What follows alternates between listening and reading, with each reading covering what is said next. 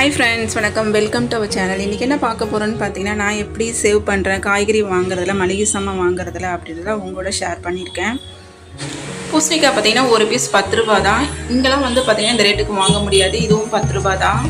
கோவக்காய் பார்த்தீங்கன்னா அரை கிலோ 20 ரூபா. வெண்டைக்காவும் பார்த்தீங்கன்னா அரை கிலோ 20 ரூபா.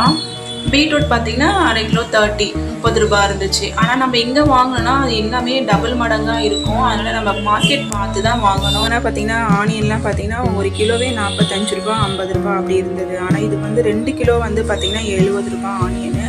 நம்மளுக்கு இருக்கிறதே வெங்காயம் தக்காளி இல்லாமல் நம்ம எதுவுமே பண்ண முடியாது. அதுவே காசு அதிகமாக இருக்கும்போது நம்ம வந்துட்டு எங்கே கம்மியாக இருக்கோ அதை பார்த்து வாங்குறது தான் நல்லது.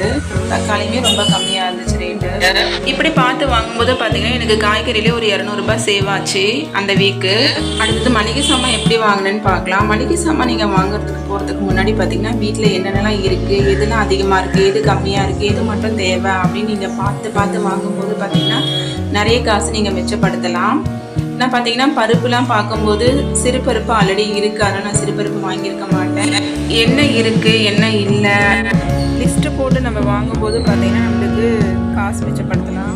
அப்புறம் பார்த்தீங்கன்னா புளி வந்துட்டு 2 பாக்கெட் வாங்கினேன் 1 கிலோ. இது வந்துட்டு அப்படியே நம்மளுக்கு யூஸ் பண்ண இருந்தாலும் அடுத்த மந்த்துக்கு அப்படியே யூஸ் ஆகும். நம்ம எந்த அளவுக்கு யூஸ் பண்ணுறோமோ யூஸ் பண்ணிவிட்டு அடுத்த மந்த்துக்கு அப்படியே யூஸ் ஆகும்.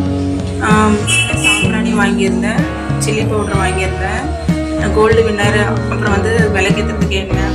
சரி, என்றைக்காவது ஒரு நாள் பாயசம் செய்யலாம்னு சொல்லி ஜவ்வரிசிலாம் வாங்கியிருந்தேன். சர்க்கரை அதிகமாக யூஸ் பண்ண வேணாம், நாட்டு சர்க்கரை வாங்கியிருக்கேன்.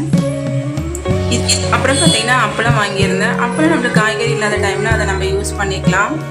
இவ்வளோ தானே மளிகை சாமான் அப்படின்னு நினைக்காதீங்க. தேவை இருக்கும்போது பார்த்தீங்கன்னா எண்ணெய்லாம் பத்தாது, கண்டிப்பாக வாங்கியாங்க. இப்படி தாங்க நான் பார்த்து வாங்குவேன். எனக்கு தெரிஞ்ச சின்ன டிப்ஸ் உங்களோட ஷேர் பண்ணியிருக்கேன். உங்களுக்கு பிடிச்சிருந்தா லைக் பண்ணுங்கள், மறக்காமல் என்னோட சேனலை சப்ஸ்கிரைப் பண்ணிக்கோங்க. தேங்க்ஸ் ஃபார் வாட்சிங் ஃப்ரெண்ட்ஸ். பாய்.